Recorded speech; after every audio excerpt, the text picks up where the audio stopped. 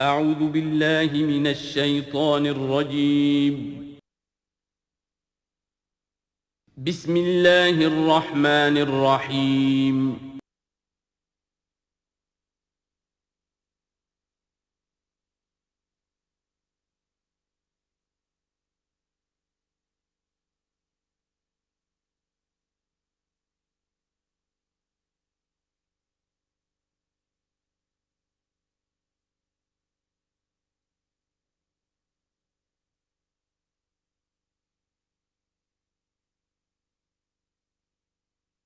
اعوذ باللہ من الشیطان الرجیم بسم اللہ الرحمن الرحیم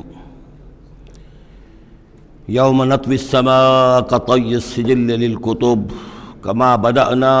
اول خلق نعیدہ وعدا علینا انا کنا فاعلین صدق اللہ العظیم۔ سورہ انبیاء کی جو یہ آخری آیات ہیں ان میں بعض بہت اہم مضامین آئے ہیں۔ ہم جس آیت پر سے گزر چکے ہیں لا یحزنہم الفزع الاکبر، اللہ تعالیٰ کے جو نیک بندے ہوں گے انہیں جو قیامت کا زلزلہ آنے والا ہے، جس سے کہ اگلی صورت شروع ہو رہی ہے جس کے تذکرے سے کہ یا ایھا الناس اتقوا ربکم ان زلزلۃ الساعۃ شیء عظیم، اللہ تعالیٰ انہیں محفوظ رکھے گا اس فزع اکبر کے اثرات سے۔ لا یحزنہم الفزع الاکبر،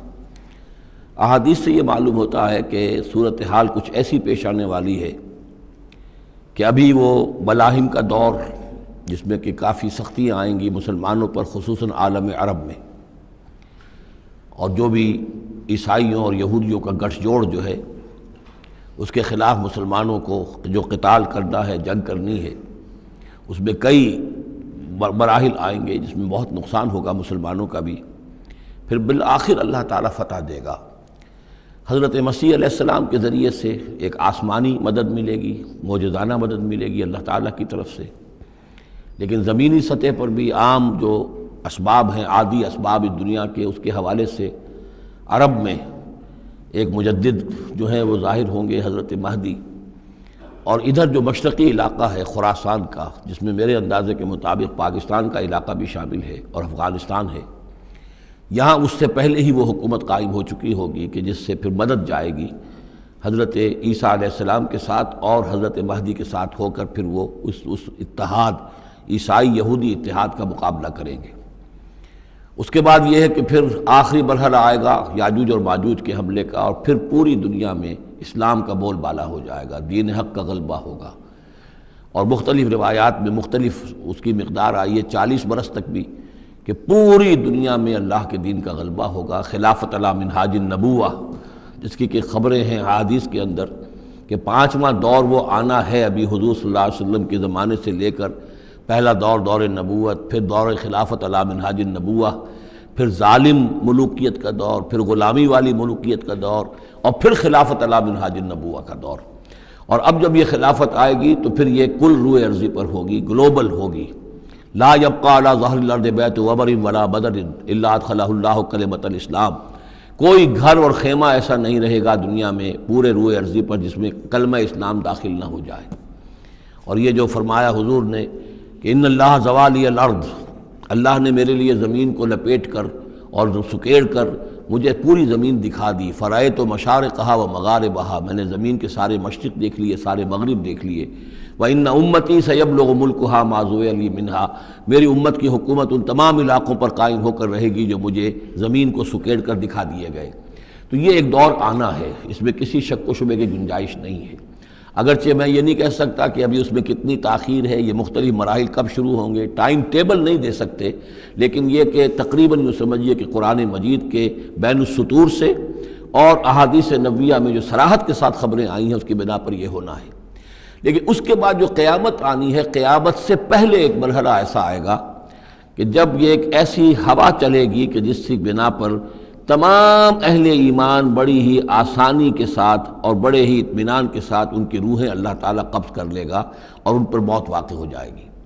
پھر دنیا میں سوائے شریروں کے اور بدماشوں کے اور فساق و فجار کے کوئی نہیں رہے گا، تو پھر ان پر قیامت قائم ہوگی، اور ان کے لیے پھر یہ فضع الاکبر بھی ہے جس کا ذکر ہو رہا ہے یا سورہ انبیاء کے آخر میں، اور انہی کے لیے وہ زلزلۃ الساعہ ہے کہ جس کو کہ اس وقت لوگ جو ہیں وہ دیکھیں گے، وہ ساری جو بھی سختیاں ہیں قیامت کی وہ ان کو برداشت کرنی ہے۔ اللہ اپنے نیک بندوں کو اس سے پہلے ہی ایک ایسی ہوا بھیج کر کے جس کے دل میں بھی ایمان ہوگا اس کی بڑی اطمینان اور سکون کے ساتھ اس کی موت واقع ہو جائے گی۔ اللہ تعالیٰ ان کو اس فضع اکبر سے اور زلزلہ عظیم سے بچا لے گا۔ اس کی صریح خبریں موجود ہیں احادیث نبویہ میں۔ لا یحزنہم الفزع الاکبر، انہیں نہیں ستائے گا وہ فضع اکبر، بڑی گھبراہٹ کا وقت جو آنے والا ہے۔ وتتلقاہم الملائکۃ، اور ان سے ملاقات کریں گے، لینے آئیں گے انہیں فرشتے، ان کا استقبال کریں گے۔ ھذا یومکم الذی کنتم توعدون، یہ ہے آپ کا وہ دن جس کا آپ سے وعدہ کیا جاتا تھا۔ اس کے بعد جو کچھ ہوگا، یوم نطوی السماء کطی السجل للکتب، جس دن کہ ہم آسمان کو ایسے لپیٹ لیں گے جیسے کہ کتاب کا تومار، سکرولز جو ہوتے ہیں وہ لپیٹ لیے جاتے ہیں۔ یہاں سماوات نہیں ہے، سما ہے۔ معلوم ہوتا ہے کہ یہی جو ہماری زمین کے قریب ترین جو آسمان ہوگا، اسی علاقے کے اندر در حقیقت یہ سارا جو ہے واقع ہوگا۔ اسی میں سورج بھی ہے، چاند بھی ہے، جمع الشمس والقمر، اسی کے اندر یہ جو بھی کرے ہیں یہ ٹکرائیں گے۔ یہ سارا جو زلزلۃ الساعۃ شیء عظیم جو ہے یہ اسی سولر سسٹم کے اندر ہونے والا ہے۔ جبکہ ہم آسمان کو یوم نطوی السماء کطی السجل للکتب، تو ہم اس کو لپیٹ دیں گے اس آسمان کو کہ جیسے کہ کتاب کا تومار جو ہے اور کتاب کا سکرول لپیٹ دیا جاتا ہے۔ کما بدانا اول خلق نعیدہ، جیسے کہ ہم نے پیدا کیا تھا اسے پہلی مرتبہ، اسی طریقے سے پھر اعادہ کریں گے، اس کا دوہرا دیں گے اس کو۔ وعدن علینا، یعنی یہ کہ جیسے کہ آپ کو معلوم ہے theory of the expanding universe, کہ ہر یہ جو کائنات ہے پھیل رہی ہے یوں اس طریقے سے چکر کھاتے ہوئے، ہر شے، ہر گلیکسی اسے چکر کھاتے ہوئے پھیلتی چلی جا رہی ہے۔ اسی طریقے سے یہ الٹ کر جیسے فنر ہوتا ہے وہ واپس آتا ہے جب، تو پھر اسی طریقے سے چکر کھاتے ہوئے وہ پھر آ کر جب جاتا ہے ایک جگہ پر۔ یوم نطوی السماء کطی السجل للکتب کما بدانا اول خلق نعید وعدا علینا، یہ ہم پر وعدہ ہے۔ انا کنا فاعلین، ہم یقیناً یہ کر کے رہیں گے۔ وَلَقَدْ كَتَبْنَا فِي الزَّبُورِ مِن بَعْدِ الذِّكْرِ، اور ہم نے لکھ دیا تھا زبور میں نصیحت کے بعد، أَنَّ الْأَرْضَ يَرِثُهَا عِبَادِيَ الصَّالِحُونَ، کہ ہماری اس زمین کے وارث ہوں گے ہمارے نیک بندے۔ اسی زمین کو جیسا کہ میں نے کہا جنت بنا دیا جائے گا، اور ابتدائی جو ہے نزل جو ہے ان کے لیے ابتدائی جنت وہ اسی زمین پر فراہم کی جائے گی۔ یہ زمین جو ہے اس کے وارث ہوں گے ہمارے نیک بندے۔ اس میں دونوں اشارے ہو سکتے ہیں، قیامت سے قبل اللہ کے نیک بندوں کی حکومت پوری زمین پر قائم ہو جائے گی، تو زمین کے وارث ہو جائیں گے اللہ کے نیک بندے۔ اور دوسرے یہ کہ آخرت کی زمین مراد ہو تو ظاہر بات ہے اس جنت کے تو ظاہر بات ہے وارث اللہ کے نیک بندے ہیں ہی۔ دونوں امکانات اس آیت میں موجود ہیں۔ ان فی ھذا لبلاغا لقوم عابدین، یقیناً اس میں پہنچا دینا ہے، بات کو پہنچا دینا ہے ان لوگوں کے لیے کہ جو اللہ کے بندے ہیں، اللہ کی بندگی کرنا چاہتے ہیں، اللہ کی عبادت پر کاربند رہنا چاہتے ہیں۔ وما ارسلناک الا رحمۃ للعالمین، اور نبی ہم نے نہیں بھیجا ہے آپ کو مگر تمام جہان والوں کے لیے رحمت بنا کر۔ آپ صرف عرب کے لیے نہیں بھیجے گئے تھے، اگر عرب کے لیے بھیجے گئے ہوتے تو آپ کا جو مقصد بعثت تھا وہ مکمل ہو گیا، وہ تو جزیرہ نما عرب میں دین کا بول بالا ہو گیا۔ هو الذی ارسل رسولہ بالہدی ودین الحق لیظہرہ علی الدین کلہ، تو وہ تو ہو گیا، جزیرہ نما عرب کے اندر اللہ کا دین جو ہے اس کا بول بالا ہو گیا تھا۔ آپ بھیجے گئے تمام جہان والوں کے لیے، لہٰذا آپ کے بعثت کا مقصد اسی وقت مکمل ہوگا جب کل روئے ارضی پر آپ کا لایا ہوا دین غالب ہو جائے، تب جا کر، جس کو اقبال نے کہا ہے کہ وقت فرصت ہے کہاں، کام ابھی باقی ہے، نور توحید کا اتمام ابھی باقی ہے۔ تو وہ اتمام جو ہے ایک اعتبار سے تو ہو گیا تھا، جزیرہ نما عرب کی حد تک اتمام ہو گیا، لیکن یہ کہ دنیا جو ہے بھی تو بہت بڑی تھی، نوع انسانی جو ہے بڑی جو ہے اس تک ابھی دین کو پھیلانا تھا، پہنچانا تھا۔ دور خلافت راشدہ میں وہ سلسلہ شروع ہوا ہی تھا، لیکن اس کے بعد ایک سازش کے نتیجے میں عبداللہ ابن سبا نے جو سازش کی یہودی نے اور مسلمانوں کو آپس میں لڑا دیا، ایک فتنۃ الکبریٰ پیدا ہوا جس کے نتیجے میں حضرت عثمان شہید کیے گئے اور پھر باہمی خانہ جنگی ہوئی، 1,00,000 مسلمان ایک دوسرے کی تلواروں اور نیزوں سے ختم ہو گئے، تو وہ پروسیس وہیں رک گیا۔ اس کے بعد سے تو ہم اس کے واپس آئے ہیں، وہ دین کا جو غلبہ تھا وہ دین سے ہم پیچھے ہٹے ہیں، پسپائی ہوئی ہے۔ لیکن یہ کہ دنیا ختم نہیں ہو سکتی جب تک کہ محمد رسول اللہ صلی اللہ علیہ وسلم کا مقصد بعثت بتمام و کمال پورا نہ ہو، اور مقصد بعثت آپ کا ہے اظہار دین الحق، اللہ کے دین کا غلبہ، اور یہ اللہ کے دین کا غلبہ چونکہ آپ پوری نوع انسانی کے لیے بھیجے گئے ہیں، لہذا کل عالم انسانی پر اس کا ہونا لازم ہے۔ یہ گویا کہ صغریٰ کبریٰ قرآن سے ثابت ہے، لیکن اس کی صراحت کے ساتھ خبریں احادیث میں ہیں۔ وَمَا أَرْسَلْنَاكَ إِلَّا رَحْمَةً لِّلْعَالَمِينَ قُلْ إِنَّمَا يُوحَىٰ إِلَيَّ أَنَّمَا إِلَٰهُكُمْ إِلَٰهٌ وَاحِدٌ۔ اے نبی ان سے کہہ دیجئے یہ بات میری طرف وحی کی جا رہی ہے کہ تمہارا الہ بس ایک ہی الہ ہے، فَهَلْ أَنْتُمْ مُسْلِمُونَ، تو اب تم اس کی فرما برداری اختیار کرتے ہو یا نہیں؟ فَإِن تَوَلَّوْا، پھر اے نبی اگر یہ منہ موڑ لے، پیٹھ دکھا دے، فَقُلْ آذَنْتُكُمْ عَلَىٰ سَوَاءٍ، تو کہہ دیجئے میں نے تمہارے کان کھول دیے ہیں، میں نے اللہ کا پیغام تمہیں کھلم کھلا ڈنکے کی چوٹ پہنچا دیا ہے ہر ایک کے لیے۔ اب تمہارے سرداروں کو بھی میں نے بات سمجھا دی ہے، عوام کے سامنے بھی پیش کر دیا ہے، سب کے لیے برابر، کوئی طبقہ ایسا نہیں رہا ہے اس تمہارے معاشرے کا جس کے سامنے کہ میری دعوت نہ پہنچ چکی ہو۔ اب آذنتکم علی سواء، سب کو یکساں میں نے سنا دیا، پہنچا دیا، اللہ کی تبلیغ کا حق ادا کر دیا۔ ان ادری اقریب ام بعید ما توعدون، یہ میں نہیں جانتا کہ جس چیز کا تم سے وعدہ کیا جا رہا ہے، جس چیز کی دھمکی دی جا رہی ہے، جو عذاب آنے والا ہے، وہ قریب ہے یا دور ہے۔ ٹائم ٹیبل میں نہیں دے سکتا، لیکن یہ کہ تمہارے اوپر جو بھی تمہارے کرتوتوں کے نتائج ہیں وہ بالآخر وہ تمہارے اوپر تمہاری شامت اعمال بن کر آئیں گے۔ وَإِنْ أَدْرِي أَقَرِيبٌ أَمْ بَعِيدٌ مَا تُوعَدُونَ، وہ قریب ہے یا دور ہے یہ میں نہیں کہہ سکتا۔ یہی جیسا کہ میں عرض کر رہا ہوں کہ یہ تمام جو سلسلہ ہے کہ جو احادیث نبویہ اور قرآن مجید، اور نہ صرف یہ کہ احادیث نبویہ بلکہ سابقہ جو کتابیں ہیں، آخر وہ بھی کتابیں تھیں اللہ کی، ان میں تحریف تو ہوئی ہے لیکن پھر بھی حق بات بھی موجود ہے، اس میں بھی جو پیشن گوئیاں موجود ہیں۔ چنانچہ آپ دیکھتے ہیں کہ اس وقت دنیا میں ہر اعتبار سے یہ جو چند سال اب رہ گئے ہیں اس صدی کے، 1999 اور 1998 بھی اس میں شامل ہے، پھر یہ کہ اس صدی کے اختتام پر اور پھر اگلی صدی کے شروع ہونے کے بارے میں نوسٹریڈیمس کی پیشن گوئیاں، شاہ ولی کی پیشن گوئیاں، پچھلے دنوں تو اخبارات میں آیا کہ گاندھی جی کی بھی کوئی پیشن گوئیاں برآمد ہوئی ہیں جو بھی اسی عرصے کے لیے تھی، شاید وہ بھی کہیں کچھ سنیاسی سے کچھ انہوں نے سنا ہو، وہ کوئی ان کی کوئی ایک وہ جو ہے ڈائری برآمد ہوئی ہے، جنگ میں خبر سنی تھی، شائع ہوئی تھی۔ وائن برگر جو ہے جو رہا ہے پچھلی حکومت کے اندر بڑا اہم، اس کی یہ پیشن گوئیاں ہیں۔ تو یہ سارا جو ہے، اور جو بائبل کی آخری کتاب ہے بک آف ریولیشن، حضرت یوحنا، حضرت یحییٰ جو حضرت مسیح کے حوارین میں سے تھے، ایک یوحنا تو وہ جو نبی تھے، یحییٰ وہ تو نبی تھے، جان دی بیپٹسٹ، ایک یہ جان ہیں جو حواری ہیں جن کے کہ وہ مکاشفات ہیں کہ جو آخری کتاب ہے بائبل کی، اور یہ احادیث نبویہ ہیں کہ جن میں کتاب الملاحم اور کتاب و آثار الساعہ وغیرہ ہیں، کتاب الفتن، تو ان سب سے معلوم ہوتا ہے کہ یہ چیزیں اب آنے والی ہیں اور معاملہ زیادہ دور نہیں رہا ہے، لیکن کتنا قریب ہے یہ بھی ہم نہیں کہہ سکتے۔ وَإِنْ أَدْرِي أَقَرِيبٌ أَمْ بَعِيدٌ مَا تُوعَدُونَ إِنَّهُ يَعْلَمُ الْجَهْرَ مِنَ الْقَوْلِ وَيَعْلَمُ مَا تَكْتُمُونَ، یقیناً اللہ تعالیٰ جانتا ہے کھلی بات کو بھی جو بلند آواز سے کہی جاتی ہے، اور وہ تو اس کو بھی جانتا ہے جسے تم چھپاتے ہو اپنے دلوں کے اندر۔ وَإِنْ أَدْرِي لَعَلَّهُ فِتْنَةٌ لَكُمْ وَمَتَاعٌ إِلَىٰ حِينٍ، اور میں نہیں جانتا، میں نہیں کہہ سکتا، ہو سکتا ہے کہ ابھی اس تاخیر میں تمہارے لیے کوئی آزمائش ہو، اللہ تمہیں ابھی اور fresh lease of existence grant کر دے، تاکہ یہ کہ تمہیں ایک کچھ عرصے کے لیے اس دنیا میں رہنے کا اور بسنے کا اور فائدہ اٹھا لینے کا موقع مل جائے، لیکن بالآخر ہونا وہ ہے جو میں بتا رہا ہوں، اس کے اندر کوئی شک نہیں ہے، وہ شدنی امر ہے۔ قال رب احکم بالحق، کہا نبی نے، رسول نے صلی اللہ علیہ وسلم، پروردگار اب حق کے ساتھ فیصلہ فرما دے۔ یعنی یہ کہ نبی اکرم صلی اللہ علیہ وسلم کا بھی دیکھیے، جیسے میں نے بار بار کہا ہے کہ آخر یہ اتنا طویل ہو گیا تھا رد و قضا کا مسئلہ کہ آپ کی طبیعت کے اندر بھی اب بات یہ آ رہی تھی کہ پروردگار اب فیصلہ سنا دے۔ قال رب احکم بالحق، پروردگار اب حق کے ساتھ فیصلہ سنا دے۔ وربنا الرحمن المستعان علی ما تصفون، اور یقیناً اب ان کی طرف خطاب کر کے، ہم تو جس سے مدد طلب کر رہے ہیں وہ ہمارا رب ہے رحمان، ہم اپنے رب سے رحمان سے جو مستعان ہے، جس سے کہ مدد طلب کی جاتی ہے، ہم طلب کر رہے ہیں ان تمام چیزوں کے خلاف جو تم کہہ رہے ہو، جو تمہاری باتیں ہیں، جو تم نے جو اعتراضات کیے ہیں، جو تم نے مجھے زج کیا ہوا ہے، ان سب کا مقابلہ میرے پاس تو یہ ہے کہ میں اپنے پروردگار سے ہی مدد طلب کر رہا ہوں۔ سورۃ الحج، بسم اللہ الرحمن الرحیم، یا ایھا الناس اتقوا ربکم ان زلزلۃ الساعۃ شیء عظیم۔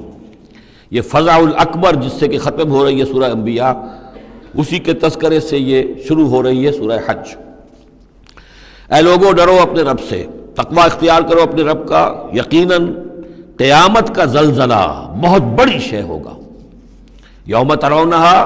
جس دن کہ تم اس کو دیکھو گے، تذہل کل مرضعۃ عما ارضعت، بھول جائے گی ہر دودھ پلانے والی جسے وہ دودھ پلاتی تھی۔ یعنی واقعہ یہ ہے کہ حیوانات میں جو بھی دودھ پلانے والا کوئی جانور بھی ہو تو اسے بھی اپنے بچوں کے ساتھ جو انس ہوتا ہے، اور خاص طور پر انسانوں میں پھر ماں کی محبت اور شفقت اور مامتا جو ہے وہ اپنی جان دینے کو تیار ہوتی ہے، اپنے بچے کی آنچ نہیں آنے دیتی۔ لیکن وہ سخت ایسا دن ہوگا، ایسی سختی ہوگی کہ دودھ پلانے والیاں اپنے دودھ پیتے بچوں کو بھول جائیں گی۔ فَتَضَعُ كُلُّ ذَاتِ حَمْلٍ حَمْلَهَا، اور دہشت کا عالم یہ ہوگا کہ ہر حاملہ کا حمل گر جائے گا۔ وَتَرَى النَّاسَ سُكَارَىٰ، اور تم دیکھو گے لوگوں کو کہ جیسے نشے میں ہیں، اس طرح کی ایک کیفیت ان پر طاری ہوگی، ایسے بے سدھ سے نظر آئیں گے جیسے کہ گویا کہ نشے میں، وَمَا هُم بِسُكَارَىٰ، حالانکہ وہ کسی نشے میں نہیں ہے، وَلَٰكِنَّ عَذَابَ اللَّهِ شَدِيدٌ، بلکہ اللہ کا عذاب بہت سخت ہے، اللہ کی طرف سے بڑی سخت یہ گھڑی آنے والی ہے جس سے کہ اللہ تعالیٰ اپنے مومن صادق بندوں کو بچا لے گا، جس کی کہ صراحت ہے حدیث کے اندر۔ وَمِنَ النَّاسِ مَن يُجَادِلُ فِي اللَّهِ بِغَيْرِ عِلْمٍ، لوگوں میں سے ایسے بھی ہیں جو اللہ کے بارے میں جھگڑتے ہیں، اللہ کی آیات کے بارے میں جھگڑتے ہیں، قرآن مجید کے احکام کے بارے میں جھگڑتے ہیں، جبکہ حال یہ ہے بغیر علم، نہ ان کے پاس کوئی علم ہے، وَيَتَّبِعُ كُلَّ شَيْطَانٍ مَرِيدٍ، اور وہ پیروی کر رہے ہوتے ہیں، صاف نظر آتا ہے کہ ہر سرکش شیطان کی پیروی کر رہے ہیں، ان کے عمل کو دیکھو تو مغرب کی نقالی کر رہے ہیں، ان کی ہر ایک چیز کی جو ہے انہوں نے اپنی زندگی میں اختیار کی ہوئی ہے، پورا جو ہے مغربی ان کے اوپر تہذیب کا غلبہ ہے، ساری اقدار لیکن باتیں بڑھائیں گے قرآن کی طرف سے اور حدیث کی طرف سے، اور انکار حدیث ہے اور فلاں یہ ہے، اور قرآن کا تو نتیجہ یہ نکلتا ہے وہ نہیں نکلتا ہے، اور یہ اجتہاد کیا جانا چاہیے، اور قرآن مجید جو ہے یہ تو اب کتاب جو ہے بوسیدہ ہو گئی ہے، یہ باتیں بھی کہی گئی ہیں کہ کوئی ایسا بھی ہمارا جو نظام ہونا چاہیے اجتہاد کا جو قرآن مجید کو بھی اوور رول کر سکے، یہ باقاعدہ رائے موجود ہے کہ قرآن مجید میں بھی جو صریح احکام آئے ہیں وہ بھی ایک خاص قوم کے لیے، خاص وقت کے لیے تھے، یہ ہمیشہ کے لیے نہیں ہے۔ تو بڑے بڑے دانشور، بڑے بڑے جو اسکالرز ہیں، بڑی بڑی ڈگریاں ان کے پاس ہیں، میک گل سے لے کر آئے ڈگریاں، ڈاکٹر فضل الرحمان صاحب آئے تھے تو میک گل سے ڈگری لے کر آئے تھے، جنہوں نے جو وحی کے بارے میں کہا تھا کہ یہ حضور کا بھی کلام کہا جا سکتا ہے، اس کو اللہ کا بھی کلام کہا جا سکتا ہے، باقی فرشتے کی کوئی حیثیت نہیں ہے، یہ ساری باتیں ڈاکٹر فضل الرحمان کہنے والے تھے۔ میک گل سے انہوں نے یہودیوں سے آ کر ڈگریاں حاصل کی تھی انہوں نے، اور انہوں نے جو بھی بہت سے اور دانشور بہت سے موجود ہیں اس وقت دنیا میں کہ جو ویسے سمجھے جاتے ہیں کہ بہت وہ اسلامی اسکالرز ہیں، ٹاپ کے اسکالرز ہیں، وائٹ ہاؤس میں بھی انہیں طلب کیا جاتا ہے۔ یہ جو سید حسین نصر ہیں ایرانی ایک ہیں، اب وہ رہ گئے ہیں جن کا ڈنکا بج رہا ہے زیادہ، ورنہ پہلے یہ ہے کہ یہ دو تھے، سید حسین نصر بھی تھے اور ڈاکٹر فضل الرحمان بھی تھے پاکستان کے۔ لیکن وَمِنَ النَّاسِ مَن يُجَادِلُ فِي اللَّهِ بِغَيْرِ عِلْمٍ وَيَتَّبِعُ كُلَّ شَيْطَانٍ مَرِيدٍ كُتِبَ عَلَيْهِ، اس شیطان کے بارے میں تو یہ بات لکھ دی گئی ہے، طے کر دی گئی ہے، أَنَّهُ مَن تَوَلَّاهُ، کہ جو کوئی بھی اس کی دوستی اختیار کرے گا، فَأَنَّهُ يُضِلُّهُ، تو وہ اسے گمراہ کر کے رہے گا، وَيَهْدِيهِ إِلَىٰ عَذَابِ السَّعِيرِ، اور پہنچا کر رہے گا اسے اس جلانے والے دوزخ کے عذاب میں۔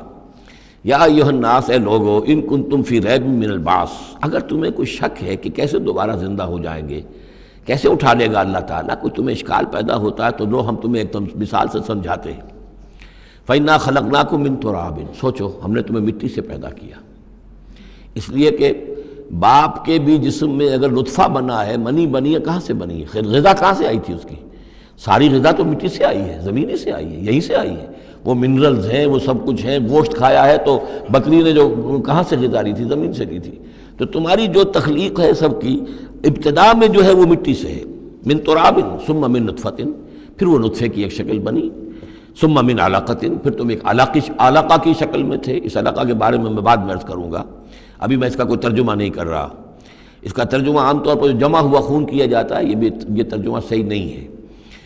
ثم من مضغۃ، پھر یہ کہ وہ ایک لوتھڑے کی طرح تھا، گوشت کا ایک لوتھڑا سا تھا، مخلقۃ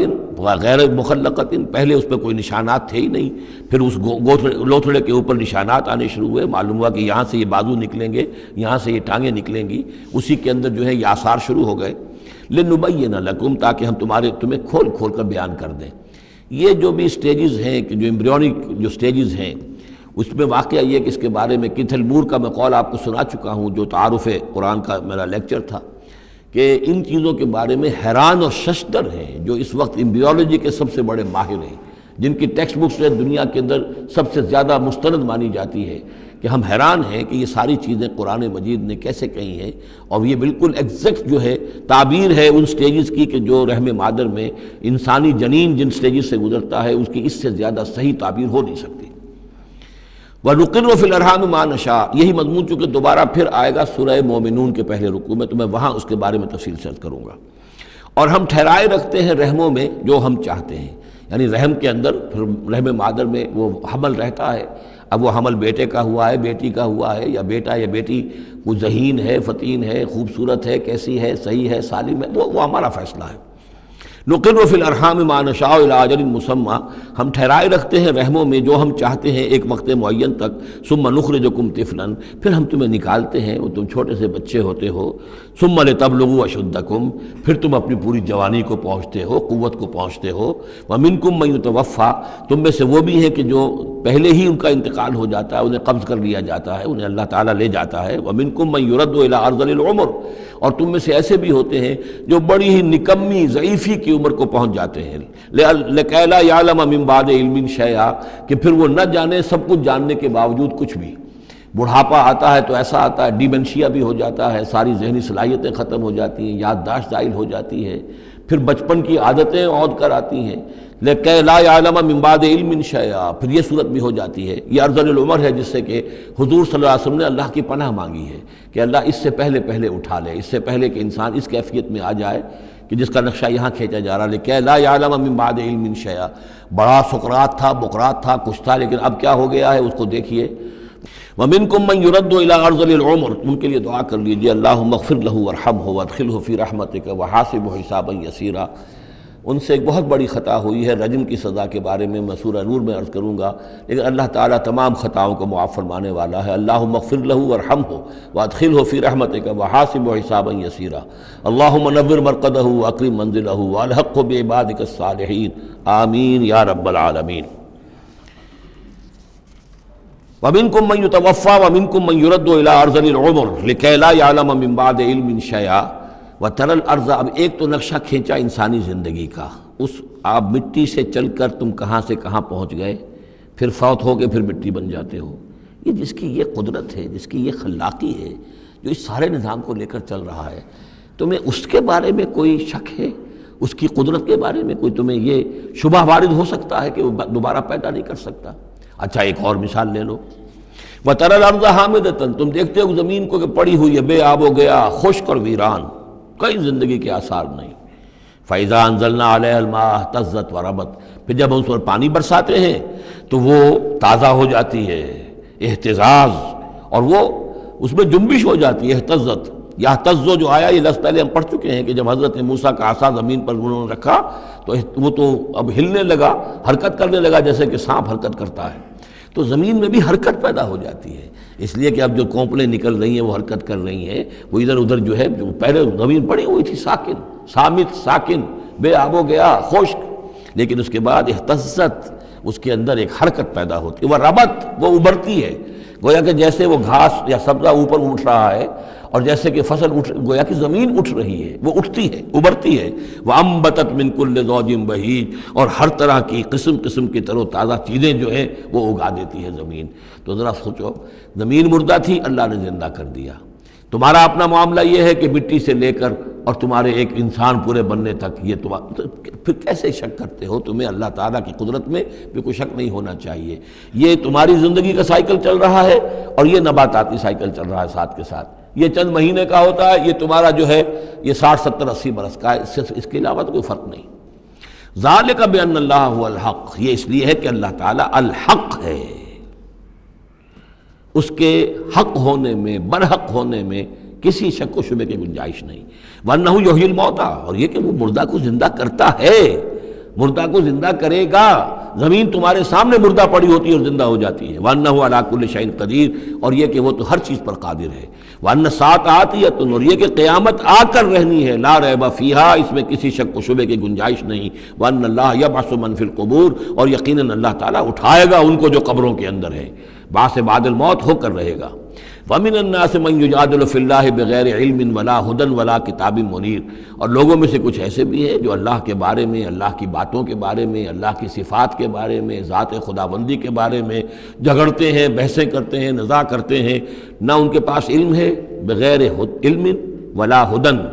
نہ کوئی ہدایت ہے، ولا کتاب منیر، نہ کوئی روشن کتاب ہے جس سے وہ رہنمائی لے رہے ہوں۔ ثانی عطفہ،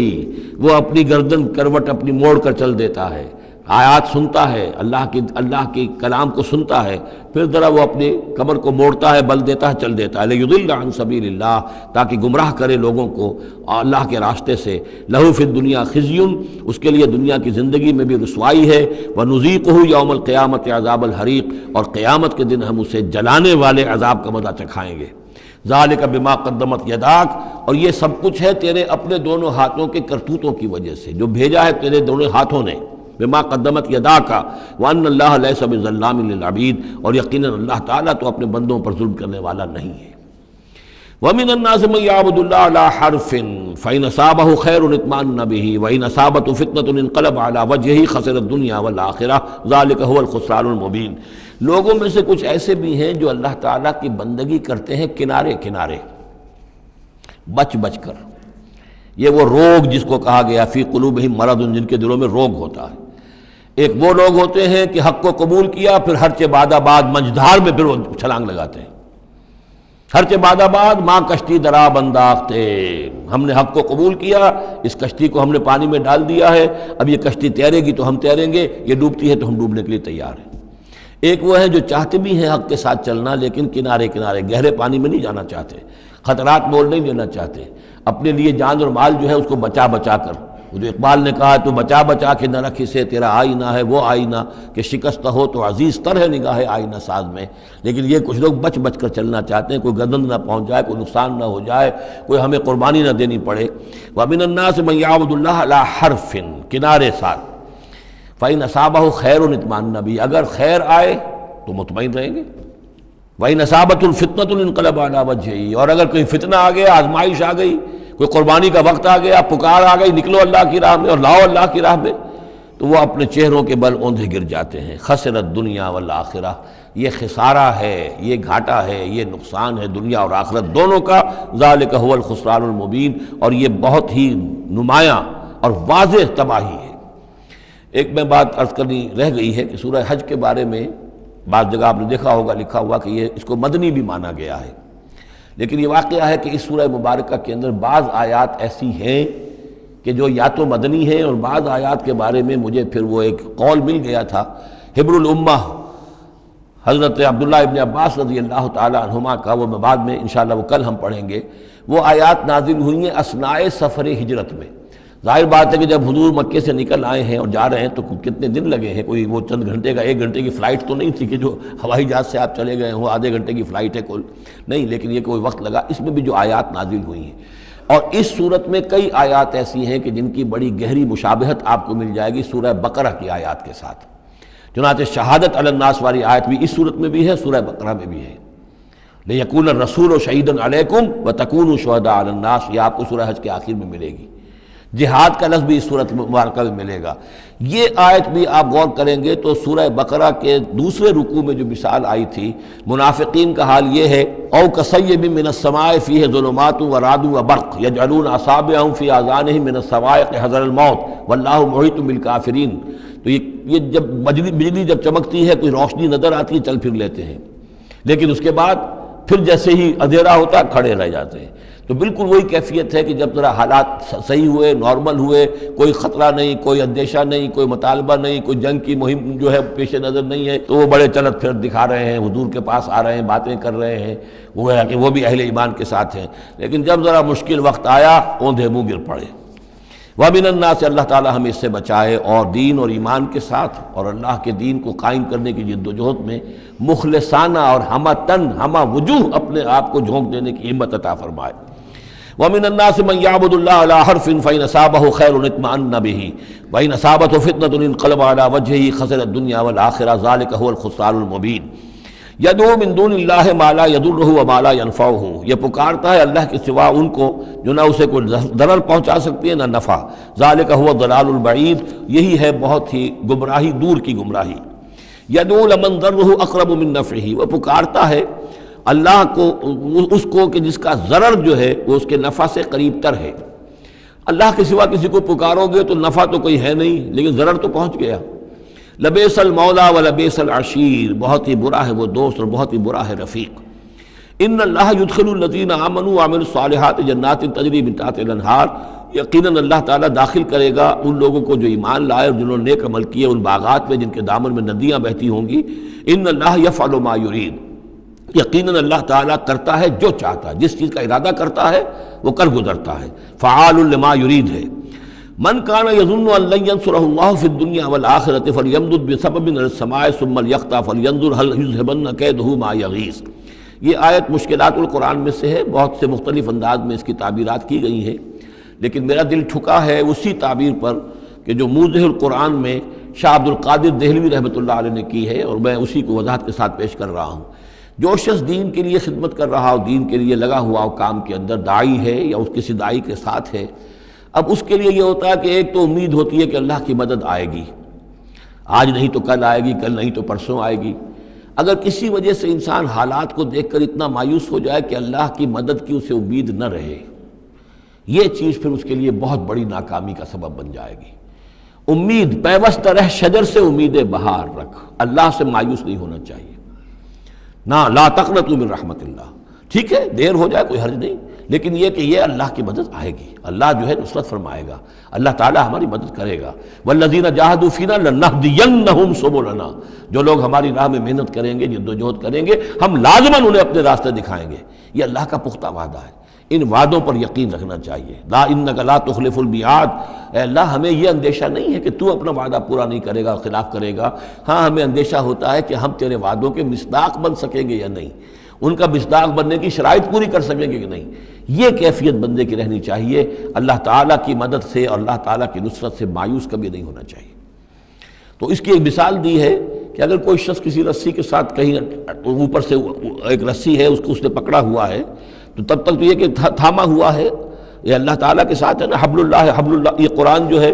القرآن حبل اللہ الممدود من السماء الی الارض، اسی طرح امید اللہ سے رکھنا، رجا رکھنا، یہ بھی گویا کہ ایک معنوی رسی ہے کہ جو اللہ تعالیٰ کے ساتھ ہمیں جوڑے ہوئے، جب تک یہ رسی رہے گی ہمیں سہارا رہے گا، جب یہ رسی کاٹ دیں گے ہم، وہ امید منقطع کر دیں گے تو سوائے اس کے اور کیا ہوگا کہ زمین پر رودے منہ گر جائیں گے۔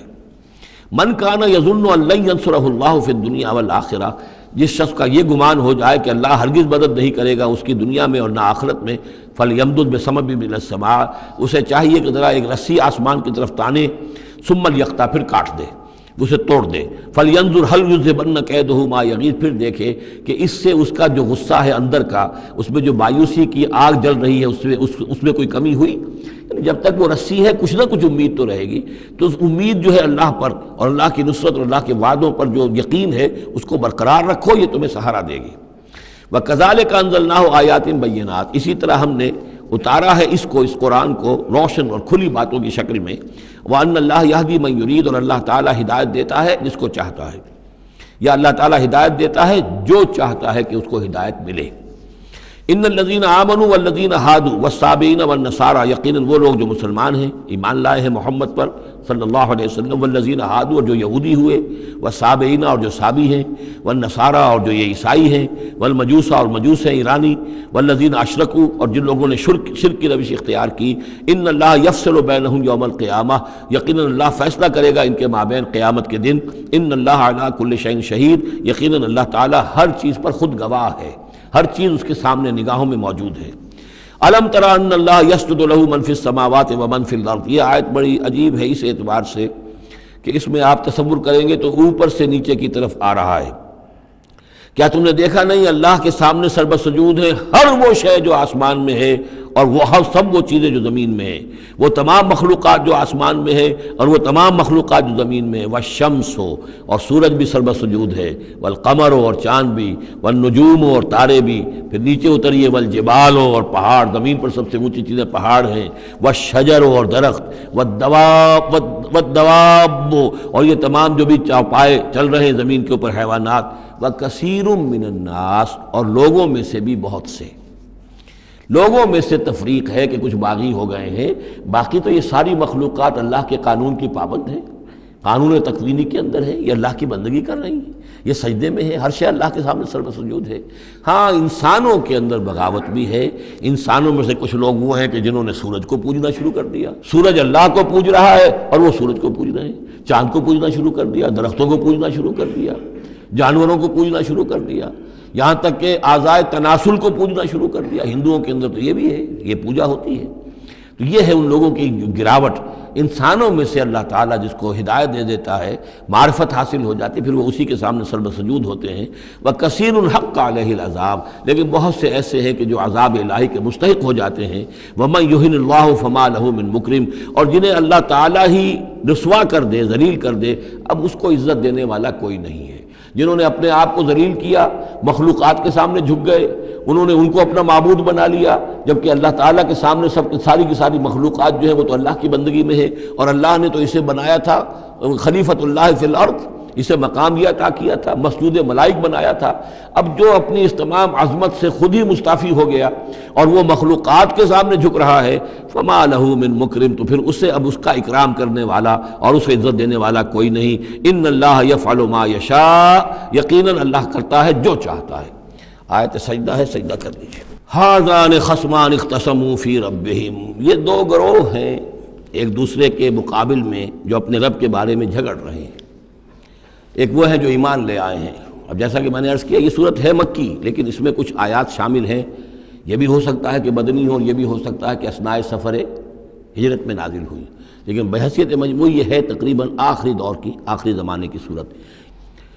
ھذان خصمان اب ظاہر بات ہے مکے میں دو گروہ بالکل نمایاں ہو چکے تھے، ایک وہ جو حضور پر ایمان لائے اور ایک وہ کہ جو اڑے ہوئے ہیں۔ اختصموا فی ربہم یہ اپنے رب کے بارے میں جھگڑ پڑے ہیں۔ فالذین کفروا تو جو اللہ سے کفر کر رہے ہیں، انکار کر رہے ہیں، قطعت لہم ثیاب من نار ان کے کپڑے کاٹے جائیں گے، بنائے جائیں گے، جیسے درزی جو ہے پہلے وہ کترتا بیوتتا ہے پھر سیتا ہے، تو ان کے لیے جو بنائے جائیں گے کپڑے وہ آگ کے ہوں گے۔ قطعت لہم ثیاب من نار بیوتے جائیں گے، قطع کیے جائیں گے ان کے لیے کپڑے آگ کے۔ یصب من فوق رؤوسہم الحمیم ان کے سروں کے اوپر کھولتے ہوئے پانی کے تریڑے دیے جائیں گے۔ یسحر بہ ما فی بطونہم والجلود جس سے کہ ان کی کھالیں بھی جھلس جائیں گی اور جو کچھ ان کے پیٹوں کے اندر ہوگا وہ بھی جھلس جائے گا۔ وَلَهُم مَّقَامِعُ مِنْ حَدِيدٍ اور پھر ان کے لیے لوہے کے وہ ہتھوڑے ہوں گے کہ جو ان کے سروں پر پڑیں گے۔ كُلَّمَا أَرَادُوا أَن يَخْرُجُوا مِنْهَا جب بھی وہ چاہیں گے کہ وہاں سے نکل جائیں، من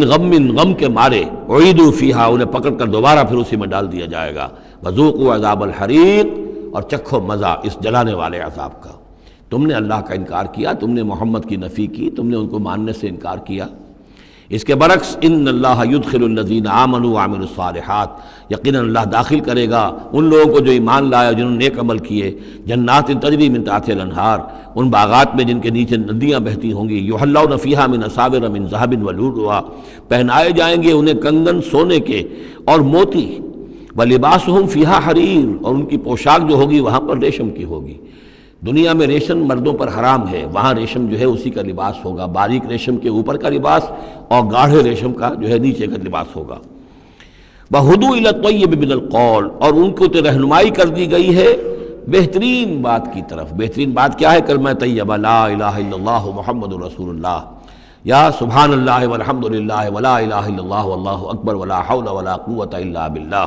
ہدوا الی الطیب من القول انہیں ہدایت دے دی گئی ہے من القول اچھی بات بہترین کلمہ طیبہ کی، وہدوا الی صراط الحمید اور ان کو تو ہدایت دے دی گئی ہے سیدھی اور اللہ کی تعریفوں والے کے راستے کی طرف، کہ وہ سیدھے اس راستے پہ بڑھتے ہوئے اللہ تعالیٰ کی رحمت میں فراح و ریحان و جنت النعیم کے اندر پہنچ جائیں گے۔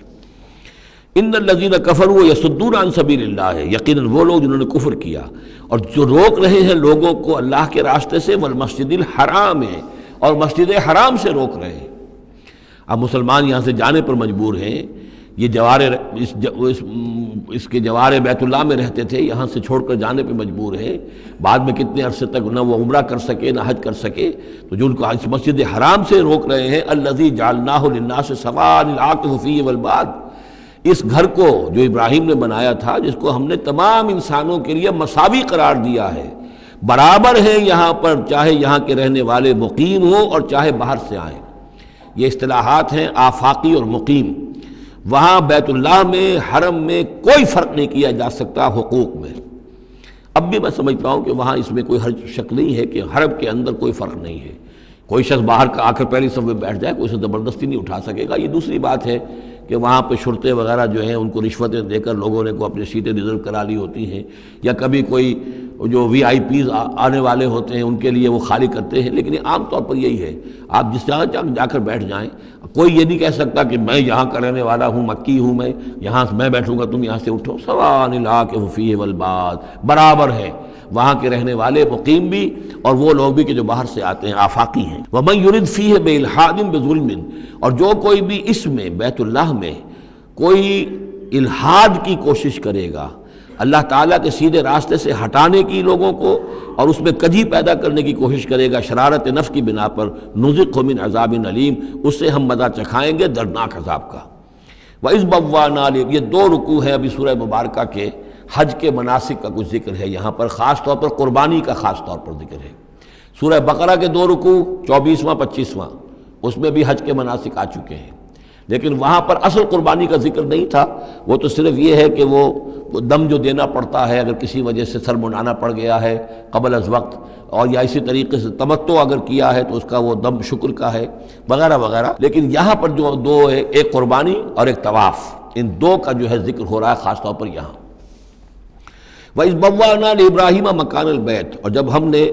معین کر دی ابراہیم کے لیے اپنے گھر کی جگہ، بتا دی کہ یہ ہے وہ جگہ جس کے بارے میں میرا گمان یہ ہے کہ وہاں بنیادیں موجود تھیں حضرت آدم علیہ السلام کی بنائی ہوئی، لیکن اوپر سے دیواریں سب کی سب گر چکی تھیں اور سیلاب کی وجہ سے سارا اب وہاں کوئی آثار نہیں رہے تھے۔ اللہ تعالیٰ نے رہنمائی فرما کر ان کی نشاندہی کروا دی۔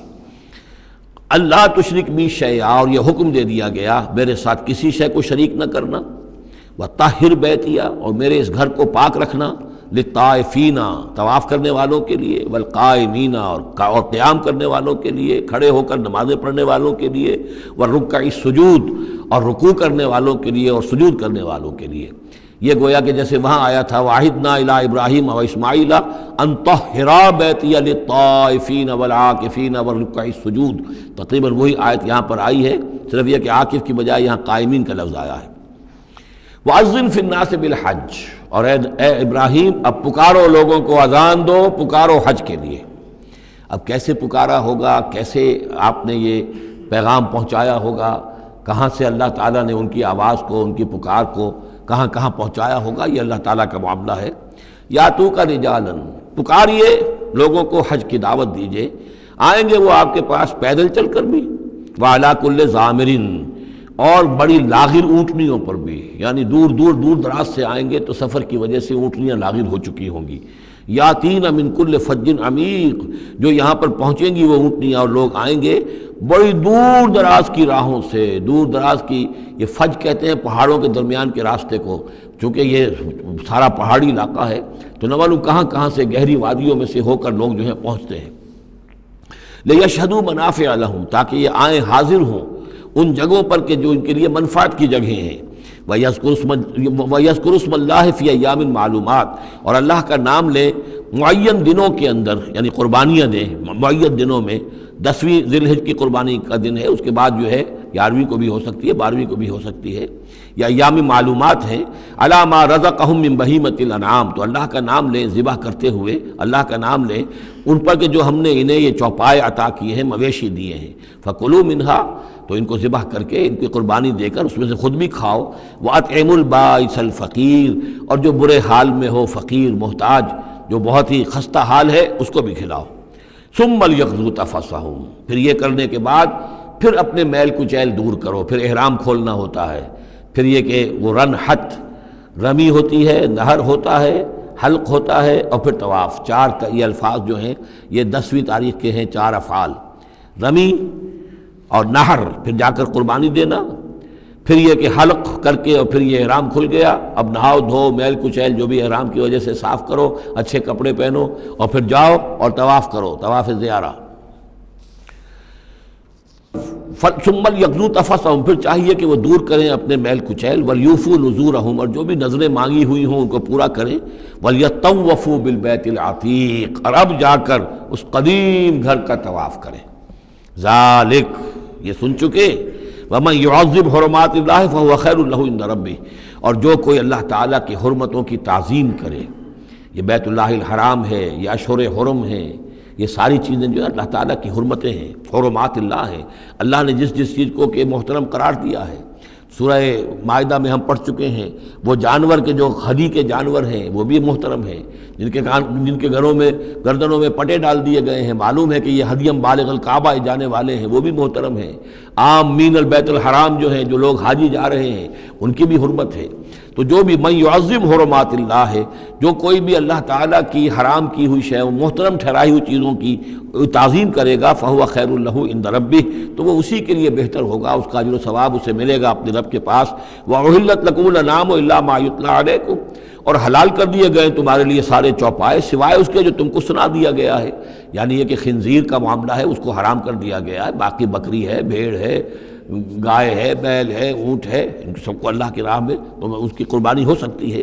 فَاجْتَنِبُوا الرِّجْسَ مِنَ الْأَوْثَانِ، تو پھر تم بچو، ان بتوں کی گندگی سے بچو۔ یہ ہے اصل میں بچنا جو ہے وہ سب سے پہلے شرک، اور وہاں پر سب سے بڑا شرک جو ہے وہ بت پرستی کا ہو رہا تھا۔ وَاجْتَنِبُوا قَوْلَ الزُّورِ، اسی طریقے سے جھوٹ کہنے سے، جھوٹ بات سے بھی بچو۔ حنفاء للہ، یکسو ہو جاؤ اللہ کی طرف، یکسو اسی کے بندے بن جاؤ،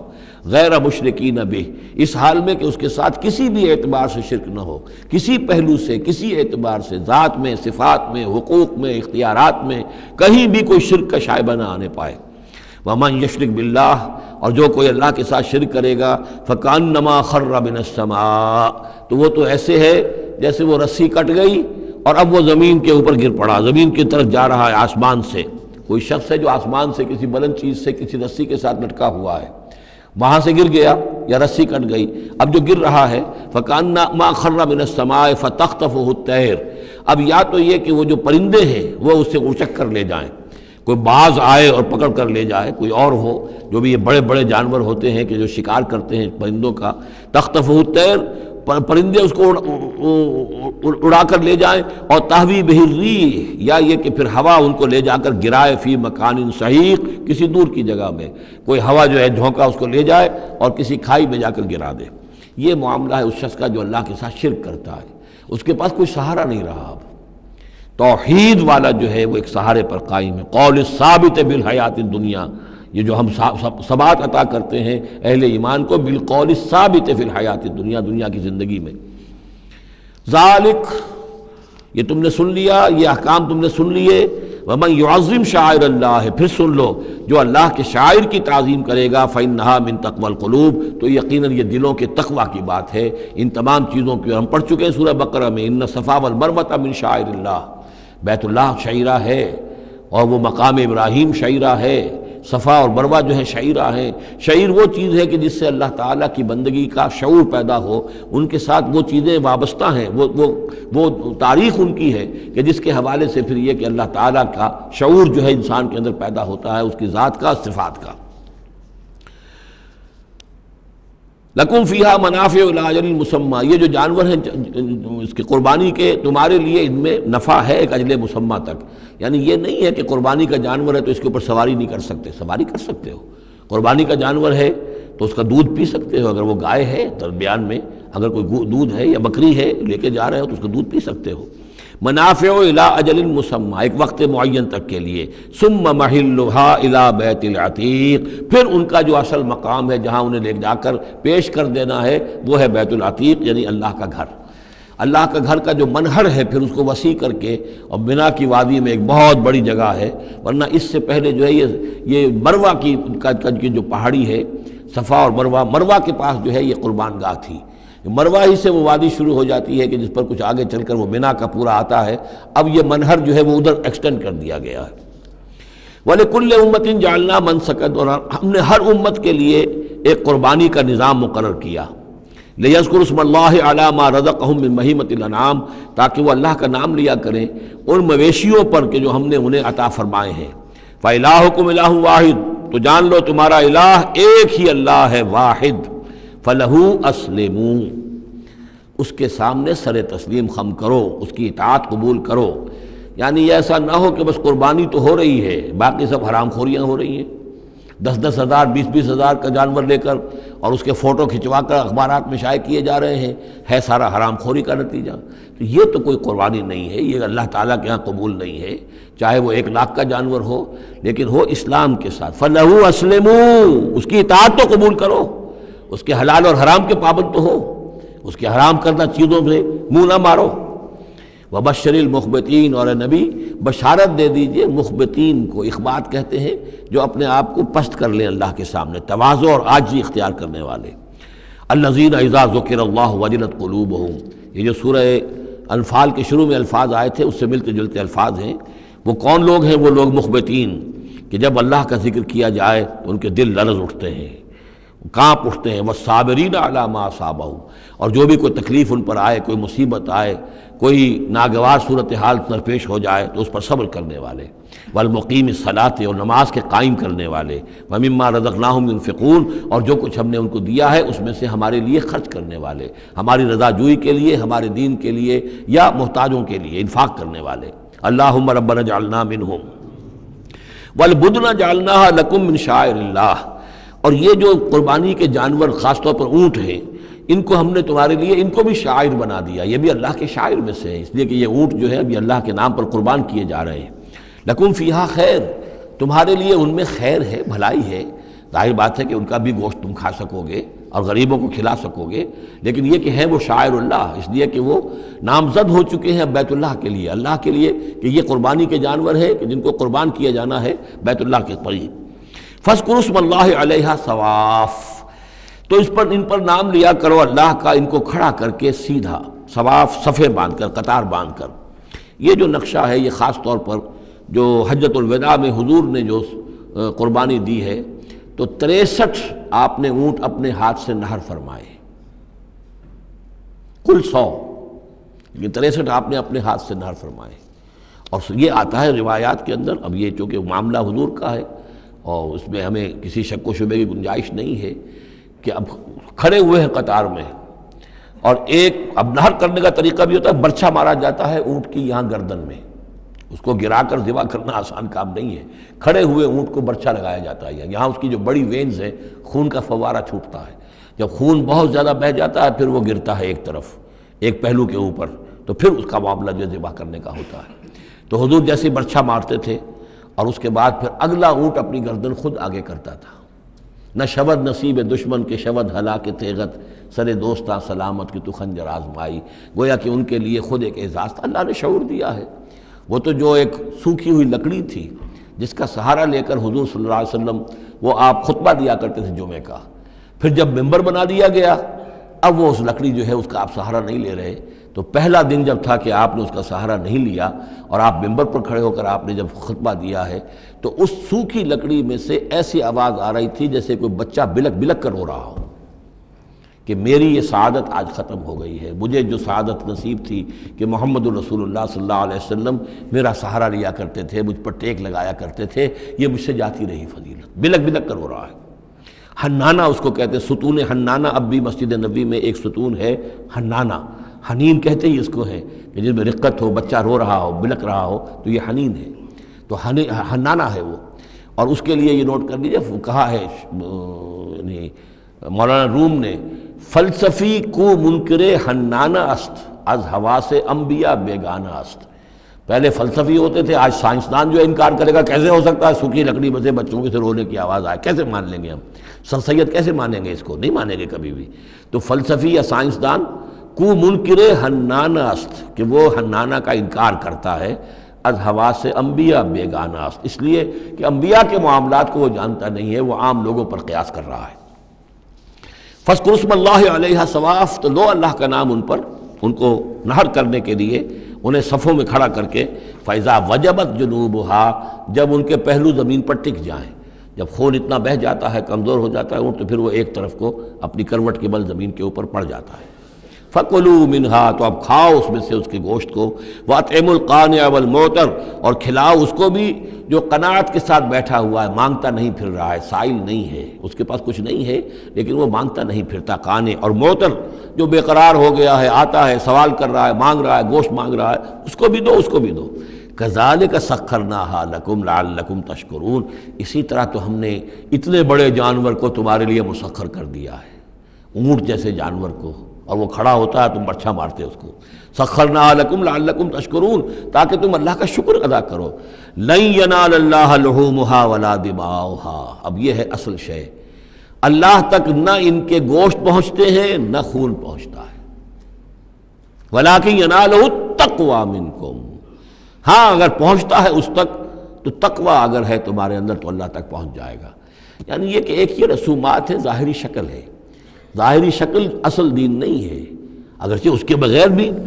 تو حقیقت جو ہے وہ کسی نہ کسی حیول ہی میں ظاہر ہوگی، کوئی نہ کوئی اسے پیکر چاہیے۔ تو ان عبادات کا پیکر بھی اہم ہے، لیکن صرف پیکر کو نہ سمجھیں، ظاہر کو نہ سمجھیں، اصل شے اس کی روح ہے، روح تقویٰ۔ وہ جو علامہ اقبال نے کہا ہے کہ رہ گئی رسم اذاں روح بلالی نہ رہی، فلسفہ رہ گیا تلقین غزالی نہ رہی، اور نماز و روزہ و قربانی و حج یہ سب باقی ہیں، تو باقی نہیں ہے۔ وہ ہمارا وہ تقویٰ، ہمارا اللہ کے ساتھ خلوص و اخلاص، قربانی جب انسان دے رہا ہو تو واقعتاً اس کے اپنے اندر اگر تقویٰ بھی ہے، اس نے حلال ذریعے سے کمائے ہوئے مال میں سے اس نے اتنی محنت کی ہے کہ اس میں سے اِثار کر رہا ہے، اللہ کے نام پر ایک جانور کو ذبح کر رہا ہے، پھر خود اپنی زندگی میں وہ اللہ کے قوانین کا پابند ہے، اسی کے مطابق زندگی گزار رہا ہے، اور وہ اپنی توانائیاں، قوتیں، صلاحیتیں اللہ کی راہ میں لگا رہا ہے، اس کی قربانی ہے۔ باقی اگر یہ نہیں ہے تو ٹھیک ہے، چلیے کم سے کم غریبوں کو گوشت مل جائے گا، کچھ نہ کچھ فائدہ تو ہو ہی جائے گا، لیکن یہ کہ وہ اصل قربانی نہیں ہے، اللہ تک کچھ نہیں پہنچے گا تمہارا۔ لن ینال اللہ لحومها ولا دماؤها، دیکھو ان قربانیوں کے نہ گوشت اللہ تک پہنچتے ہیں نہ ان کے خون، ولکن ینالہ التقوی منکم، ہاں تقوی اگر ہے وہ اللہ تک پہنچ جاتا ہے۔ کذالک سخرھا لکم لتکبروا اللہ علی ما ھداکم، اسی طرح اللہ تعالیٰ نے اسے تمہارے لیے مسخر کر دیا ہے، لتکبروا اللہ علی ما ھداکم، تاکہ تم اللہ کی تکبیر کیا کرو اس ہدایت پر جو اس نے تمہیں دی ہے۔ دیکھیے دو عیدیں ہماری، عید الفطر جو رمضان کے بعد آتی ہے، ایک عید الاضحیٰ ہے جو حج کے ساتھ منسلک ہے، وہاں بھی ہم نے رمضان مبارک کے بارے میں جو آیات آئی ہیں سورہ بقرہ کے 23ویں رکوع میں، وہاں بھی لتکبروا اللہ علی ما ھداکم ولعلکم تشکرون۔ شہر رمضان الذی انزل فیہ القرآن ھدی للناس وبینات من الھدی والفرقان فمن شہد منکم الشہر فلیصمہ فمن کان مریضا او علی سفر فعدۃ من ایام اخر یرید اللہ بکم الیسر ولا یرید بکم العسر ولتکملوا العدۃ ولتکبروا اللہ علی ما ھداکم ولعلکم تشکرون۔ وہی الفاظ یہاں ہیں، لتکبروا اللہ علی ما ھداکم، تاکہ تم تکبیر کرو، اللہ کی تکبیر کرو۔ اسی لیے عیدین کے لیے جاتے آتے ہوئے تکبیر، اور اس کو بھی بڑا بلند آواز سے، جاتے آتے راستہ بدلنا، پھر نماز جو دوگانہ ہے عید کی اس میں اضافی تکبیرات ہیں، لتکبروا اللہ علی ما ھداکم ولعلکم تشکرون پر تو وہ آیت ختم ہوئی ہے، وبشر المحسنین، اور اے نبی ان لوگوں کو آپ بشارت دے دیجئے جو اسلام اور ایمان اور تقویٰ کی منزلیں طے کرتے ہوئے درجہ احسان تک پہنچنے کی کوشش کرتے ہیں اور پہنچ جاتے ہیں۔ اللہم ربنا اجعلنا منہم، اللہم ربنا اجعلنا منہم۔ بارک اللہ لی ولکم فی القرآن العظیم ونفعنی وإیاکم بالآیات والذکر الحکیم۔